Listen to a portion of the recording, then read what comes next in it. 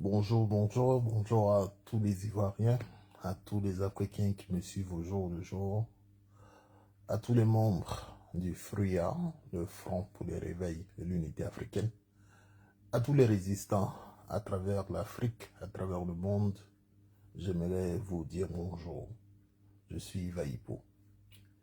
Ivoiriens, Ivoiriennes, chers amis, depuis quelques jours, j'avais manifesté la volonté, sinon l'envie de produire une vidéo pour commenter un peu les sorties bizarroïdes du procureur de la République. Il passe aujourd'hui sur tous les plateaux TV pour dire aux Ivoiriens que celui qui se trompe, il va se faire arrêter.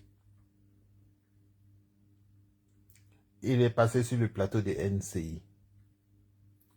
Il est passé sur tous les plateaux pour répéter la même chose. Comment il a plusieurs expressions, notamment la plaisanterie va s'arrêter, des choses de ce genre. Je me demande, vous qui êtes en Côte d'Ivoire, là, comment vous vivez avec ces gens d'individus qui ont le pouvoir? Comment vous vivez? Comment vous vous arrangez?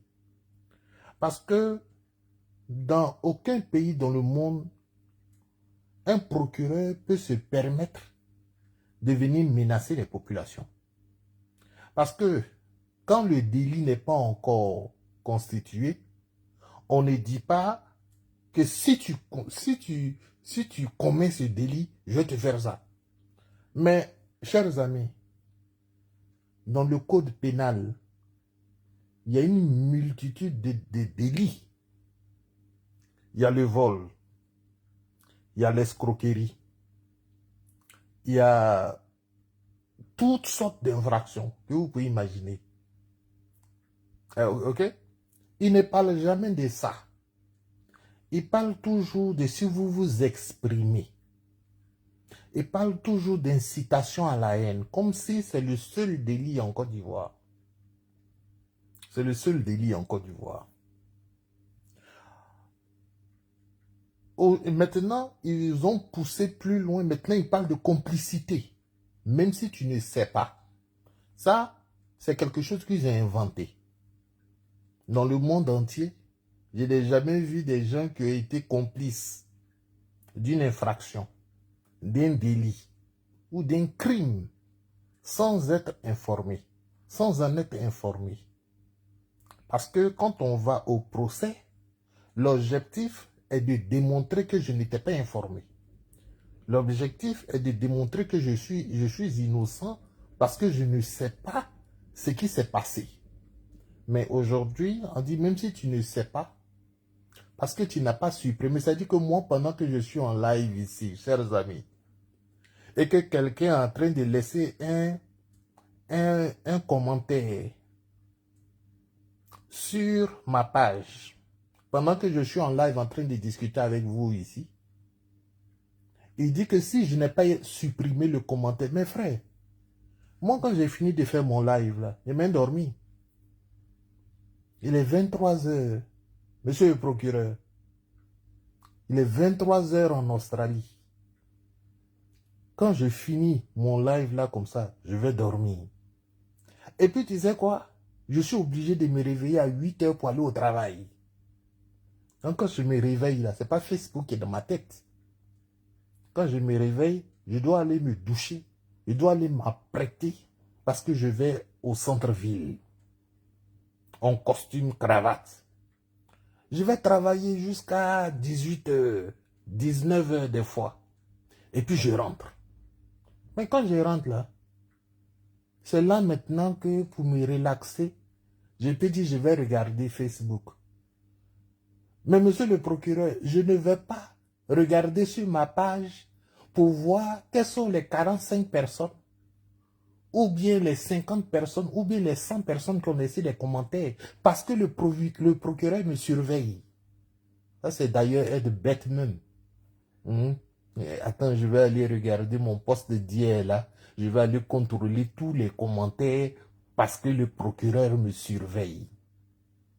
Oh, monsieur le procureur, ne racontez pas des choses bêtes comme ça. C'est bête.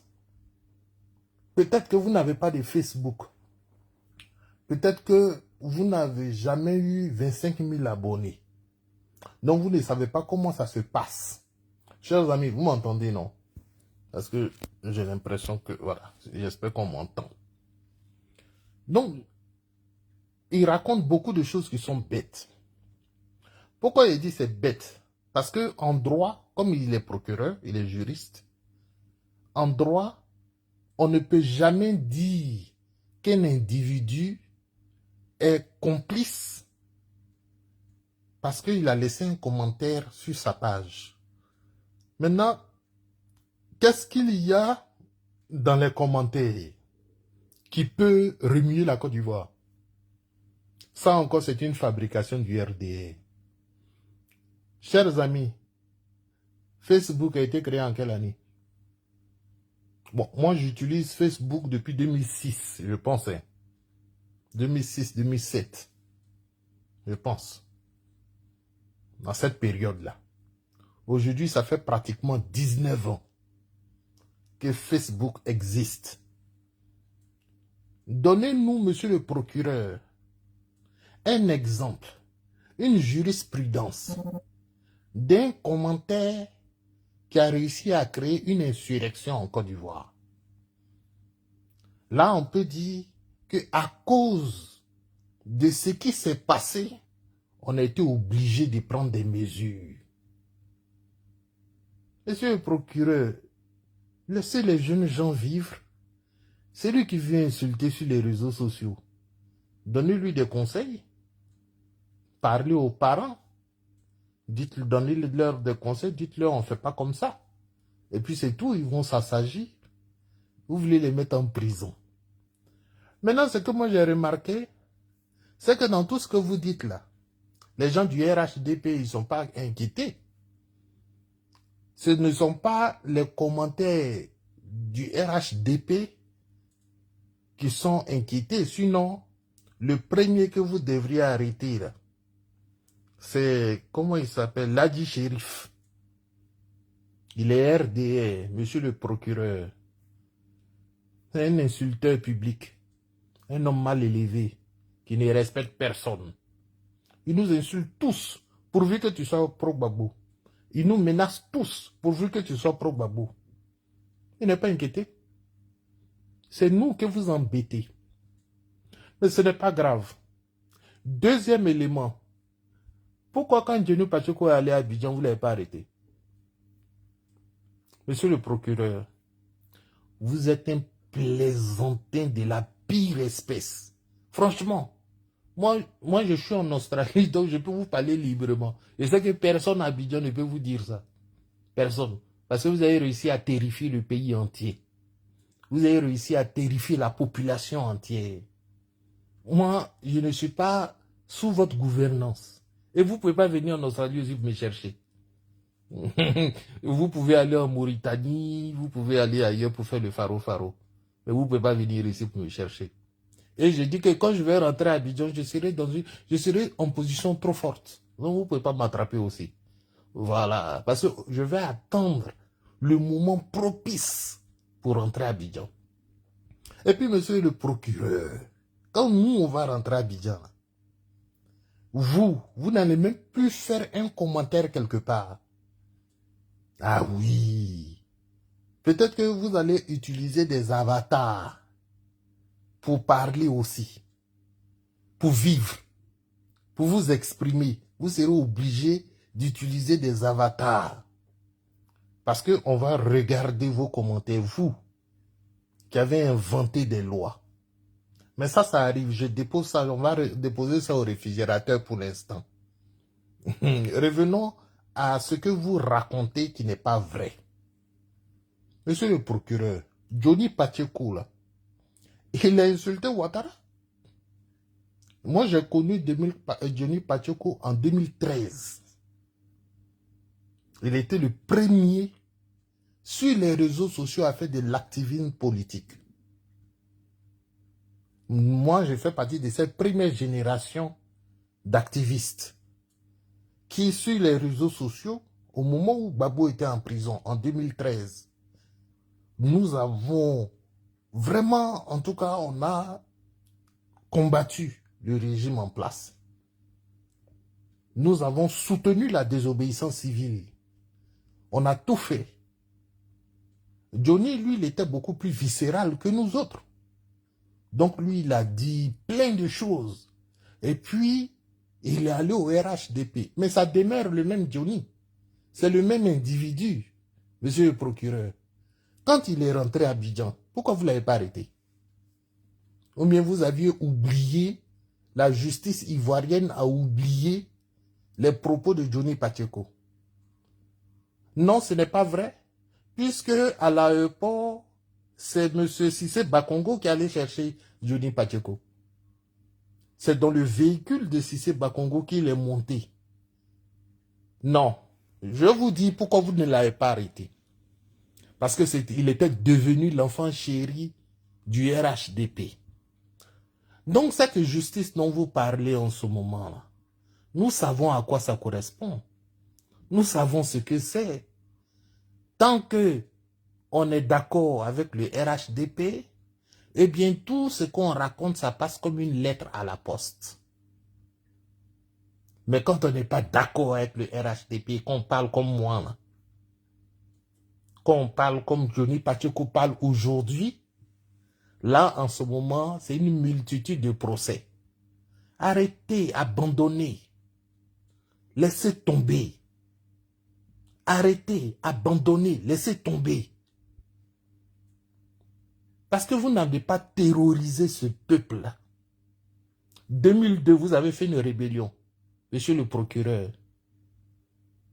Mais faites des enquêtes. Hein? Vous dites que Gbagbo tuait des gens au moment où il était président. Vous avez cité Yves Lambelais. Vous avez cité Camara H. Vous avez cité Guy-André Kiefer. Vous avez cité Commandant Dosso. Vous avez cité tous ces gens-là. D'accord.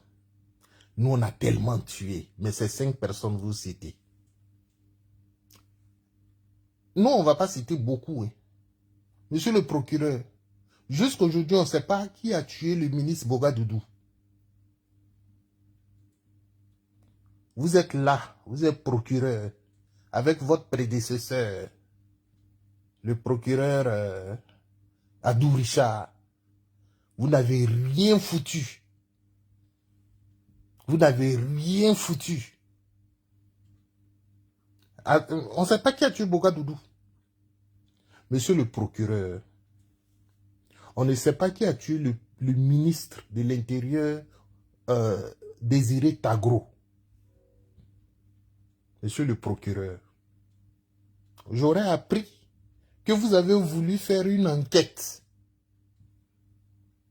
J'étais pressé d'aller lire cette enquête-là. On m'a dit même que vous avez fait autopsie du corps de Désiré Tagro. Et que l'autopsie n'a rien révélé. Donc, il n'y a pas eu de procès. Monsieur le procureur, il n'y a pas eu d'enquête. L'autopsie n'a rien révélé. Mais il y a un témoin. Vous savez qui est le témoin de cette affaire? Le président Laurent Gbagbo. C'est lui qui est le témoin. Vous savez comment on appelle ça? On appelle ça un témoignage de première main. Bon, en d'autres termes, on appelle ça en droit un témoignage oculaire. Ça veut dire quelqu'un qui a vu de ses yeux. Oculaire, c'est ça. Oculaire, c'est ça. Les cavités oculaires, c'est ça, l'œil. Quelqu'un qui a vu de ses yeux les témoins oculaires. C'est le président Laurent Gbagbo. Il dit qu'il était là et devant lui, ils ont tiré sur Désiré Tagro. Alors qu'il n'avait qu'un mouchoir Donc c'est une violation de ses droits élémentaires en tant qu'être humain. Monsieur le procureur, au lieu de faire la lumière sur ces meurtres, vous allez faire la lumière sur la mort de Guy Robert. Guy Robert, c'est 2002. Vous êtes arrivé au pouvoir en 2011, soit 9 ans après la mort de Guy Robert. Mais vous avez réussi à mettre la main sur celui qui a fait les morts, qui a tué Guy Robert. Donc, je me dis que Désiré Tagro, qui est décédé le 12 avril, bon, on lui a tiré dessus le 11, le 12, il est décédé à la Pisam. Donc, on peut faire quand même la lumière sur ceux qui ont fait ça, non? Non, monsieur le procureur, vous n'allez jamais faire la lumière dessus. Voilà. Donc, vous êtes en train de traumatiser la population ivoirienne. Je tiens à vous informer. Parce que nous, ici, là, nous vivons tranquillement. Hein. Personne ne nous dit, tu ne peux pas dire ça sur le Premier ministre. Tu ne peux pas dire ça sur le gouvernement. Jamais de la vie. Nous, on vit librement. Laissez les Ivoiriens vont vivre comme ça aussi. Moi, depuis que je suis ici, maintenant, bon, vous m'avez forcé à l'exil. Je suis ici depuis maintenant 2012. 1 an au Ghana, 12 ans en Australie. Sans manger à Tchéké et puis Garba. Donc, vous m'avez forcé à l'exil depuis que vous êtes là. Et tant que vous êtes là, je n'irai jamais dans mon pays. Ce n'est pas grave. Mais laissez ceux qui sont en train de vivre là-bas, là, laissez-les vivre dans la liberté. Parce que nous vivons dans la liberté. Je n'ai jamais vu un procureur à la télévision nationale de l'Australie venir dire que si vous faites ça sur les réseaux sociaux, vous allez voir ce qu'on va vous faire. On va vous arrêter. On va faire ceci. Non, non, non, non, jamais. Au contraire, quand on parle de la liberté d'expression ici, tout le monde se lève dans la salle et puis on fait standing ovation. Ça veut dire tout le monde applaudit. Parce que pour eux ici, c'est très important la liberté d'expression. C'est la base d'un être humain. Un être humain qui n'a pas ça, c'est pas un être humain. Ça veut dire qu'aujourd'hui, là, vous avez encagé tous les Ivoiriens. Vous avez fait de vos pets, comme on appelle ça, vos animaux domestiques. Chers amis, les Ivoiriens sont devenus vos animaux domestiques. Ils doivent suivre vos lois. Vous pouvez faire ce que vous voulez, mais eux, ils ne peuvent pas faire ce qu'ils ont envie de faire. Si on vous critique, vous avez fait quoi? Je sais que c'est... Bon, j'ai vu Arthur Banga, lui, il vaut rien. Voilà, lui, c'est un vaurien, donc pour lui, c'est pas grave. Il dit, oui, le procureur peut interpréter la loi à sa façon. Jamais de la vie, mon frère. Tu es professeur ou même. Un professeur farfelu, un professeur au rabais. Donc, c'est quelle loi il peut interpréter à sa façon? Donc, Dieu merci. Il y avait un juriste, un vrai juriste, qui était sur le plateau, qui lui a dit, ah non, en droit pénal, l'interprétation est stricte. Ça veut dire que ce que tu vois là, il faut interpréter comme c'est écrit. Tu ne peux pas aller ailleurs. Donc, quand on dit un complice, c'est quelqu'un qui a manifesté l'envie de faire aussi, ou bien de t'aider. Alors, Arthur Banga a entendu quand le jeune était en train de lire, dans la loi, il a entendu indirect. Donc, il dit non, non, non, non, mais ça peut être direct, comme ça peut être indirect. Donc, il s'est arc-bouté sur le mot indirect. Arthur Banga, tu es professeur comme moi-même. Indirect, là, je vais t'expliquer ce que ça veut dire. Parce qu'on ne t'a pas expliqué ça sur le plateau. Je vais t'expliquer ce que ça veut dire. Si moi, quelqu'un vient me voir, et puis il dit, Yves, allons en braquer la banque.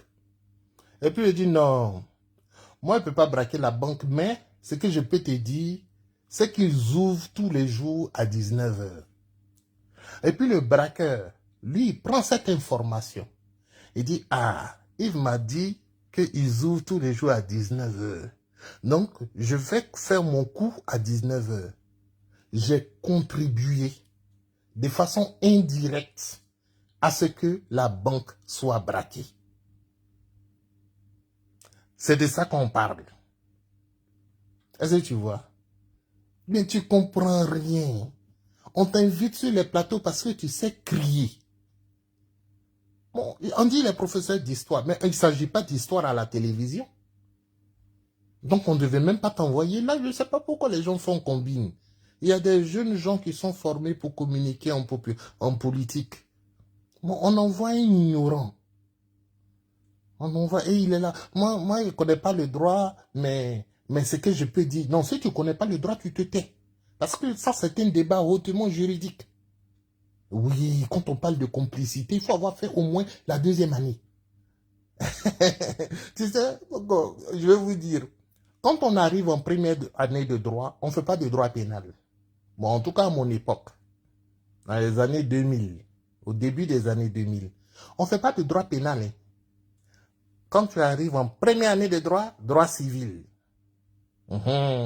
Tu fais droit civil, tu fais un peu introduction au droit, tu fais droit constitutionnel, c'est chaud. Mais quand tu arrives en 2e année de droit, c'est là maintenant, on te fait le droit pénal général. On appelle ça DPG. Si tu as validé DPG, tu fais maintenant DPS. Ça, c'est le droit pénal spécial. Voilà. Donc, il faut au moins arriver en 2e année de droit pour pouvoir dire que je vais tenir un débat de droit pénal. On est en train de critiquer le procureur et de ce qu'il a raconté. Toi, tu es professeur d'histoire. Tu viens chercher quoi dans ce débat-là? Tu vois? Tu seras perdu. Pendant que les gens sont en train de citer les articles de loi, ils sont en train de chercher à comprendre les articles de loi. Chacun est en train de donner son interprétation des articles. Toi, tu viens aussi, tu viens parler. Toi, tu vaux rien. Moi, tu es mon élève. Parce que si tu ne sais même pas qu'une complicité, il y a un élément matériel. L'élément matériel, c'est quoi? C'est l'infraction, la commission de l'infraction. On dit qu'il a giflé quelqu'un. Voilà, la gifle, c'est ça qu'on appelle l'élément matériel. Maintenant, l'élément moral ou l'élément intentionnel, c'est quoi? C'est lorsqu'il a dit à la maison là-bas, je m'en vais le voir, il va voir ce que je vais lui faire. C'est l'élément moral qui est là. En d'autres termes, on peut appeler ça préméditation. On peut appeler ça, voilà, tu vois, tout ça là, c'est analysé, c'est déjà écrit. Si tu as fait histoire, tu n'as pas fait droit, tu ne peux pas connaître. Tu ne peux pas connaître, tu ne vaux rien. Atu Bonga, faut te taire, s'il te plaît. Et puis, quand vous parlez de Johnny Pacheco, je voudrais vous dire, chers amis, lorsque vous parlez de Johnny Pacheco, même comme le procureur, moi je ne sais pas, c'est quel genre de procureur ça? Il est nullissime. Quand vous parlez de Johnny Pacheco, vous parlez comme si c'est un condamné. Celui qui apporte son soutien à Johnny Pacheco, lui aussi, il peut être poursuivi. Mais vous êtes fou, bien. Parce que vous avez fait des allégations à l'endroit de l'individu. Donc, il est condamné. Donc, nous, on doit l'éviter. Non, non, non, non, non. Nous, on ne va pas l'éviter jusqu'à ce qu'un juge tranche. Parce qu'on peut arriver au procès et puis le juge va vous débouter. Et puis, de la même façon avec Babou Laurent. Vous avez dit, il a fait ça, il a fait ça, il a fait ça. Mais quand on est arrivé là-bas, on dit non, non, non, non, non, non, non, non. Babou n'a pas fait ce que vous avez dit là. Il est innocent. Mais moi, je ne vous comprends pas, monsieur le procureur. Vous avez fait l'école. Vous avez été à l'école. Oui, vous soupçonnez Johnny Pacheco d'être un terroriste. Vous soupçonnez Johnny Pacheco d'avoir brûlé des édifices. Vous soupçonnez Johnny Pacheco d'avoir fait tuer des gens. D'accord, qu'à cela ne tienne. Ça ne demeure que vos suspicions. C'est tout. En droit, on appelle ça allégations. Et c'est avec vos allégations là que vous allez aller au tribunal. Si vous voulez le faire déporter, vous le faites déporter. Et je dis déporter, extrader. Si vous voulez le faire extrader, faites-le extrader. Mais quand vous arrivez là-bas, il y a un procès. C'est après le procès maintenant que vous pouvez dire, n'envoyez pas à manger à Johnny Pacheco parce qu'il est terroriste. Mais depuis quand même un prisonnier à la Maca. Donc les gens qui sont à la Maca là-bas, ils ne mangent pas. On ne les soutient pas. On ne les envoie pas à manger. Donc vous faites même une note. Une note. Et puis il signe en bas, monsieur le procureur. Mais c'est trop bête. Franchement, je ne sais pas comment des hommes qui disent ils ont étudié, qui peuvent dire des choses comme ça. Le gars n'est pas encore condamné. On le suspecte. Oh, vraiment. Vous souffrez là-bas, vous souffrez à Abidjan là-bas. Yeah. Et ils font une note. Pour dire que, à compter d'aujourd'hui, nous avons vu sur les réseaux que Johnny a ouvert une cagnotte. Nous tenons à dire que tous ceux qui vont contribuer, eux aussi s'exposent. Oh là. Vraiment, vous faites pitié. Vous faites pitié. On va aider Johnny. Venez nous chercher. C'est parce que les Ivoiriens ne sont pas soudés. Sinon, ce qu'on allait faire là, on allait prendre 1 million de personnes. Chacun allait donner 2 francs, 2 francs, 2 francs, 2 francs. Et puis maintenant, vous, monsieur le procureur, vous allez avoir beaucoup de travail. Hein? Parce que je ne sais pas comment vous allez faire pour aller poursuivre 1 million de personnes. Comment vous allez faire ça? Ça n'existe pas. Tout ce que vous faites là, c'est pourquoi vous ne citez jamais des tests de loi. Vous ne pouvez pas citer c'est quel test de loi qui dit on ne peut pas aider quelqu'un qui est soupçonné.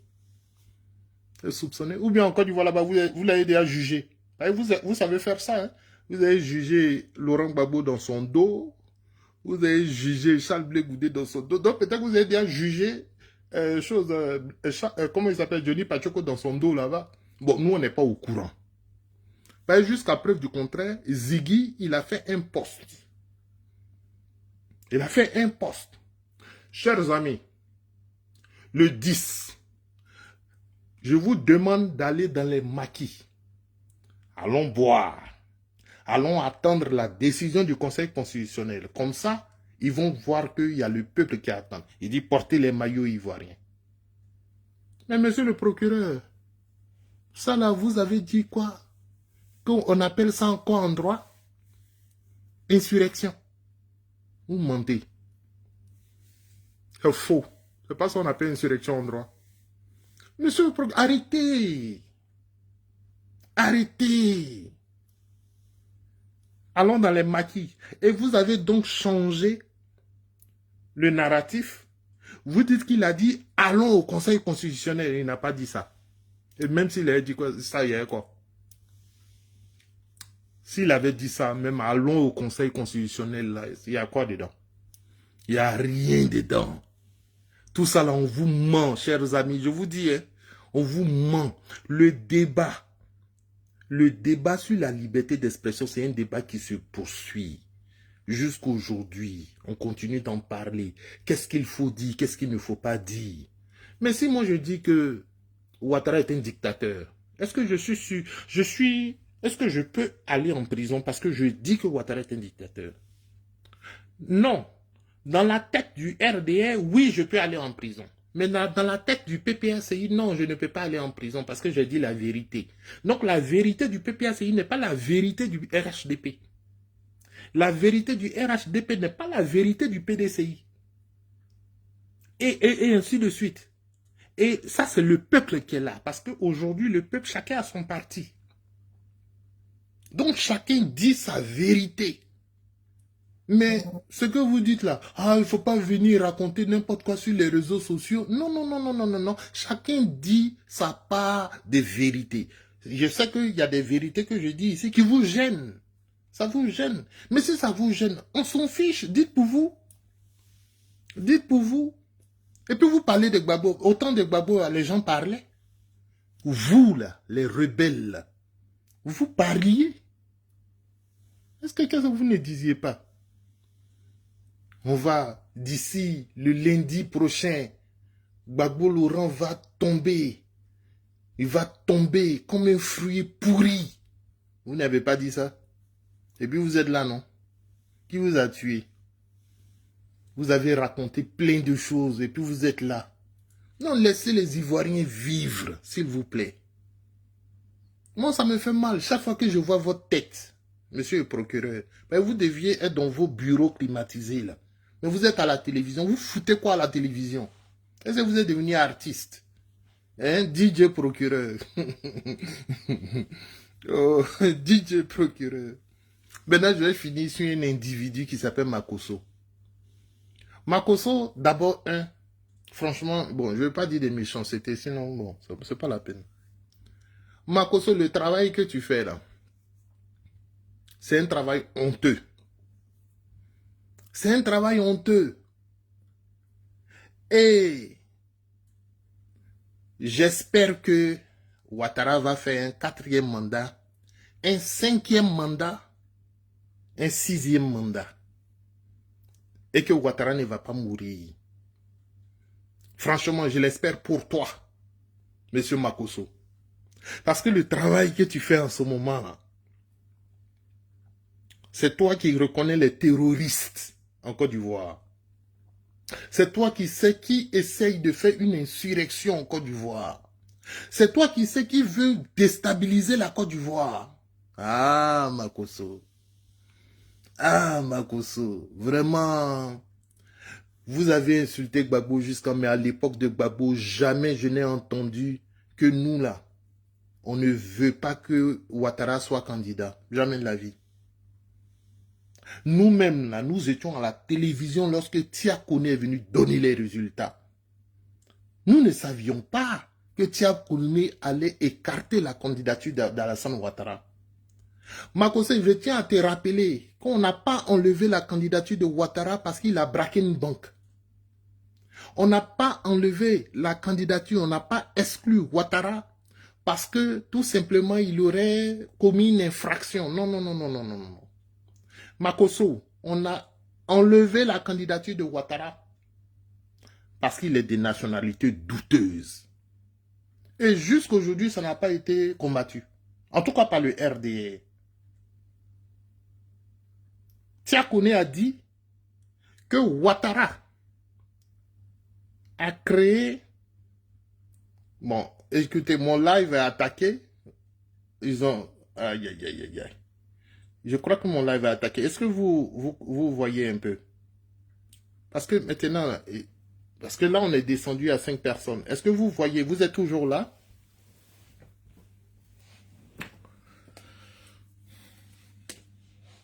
Bon. Non, ils ont attaqué mon live.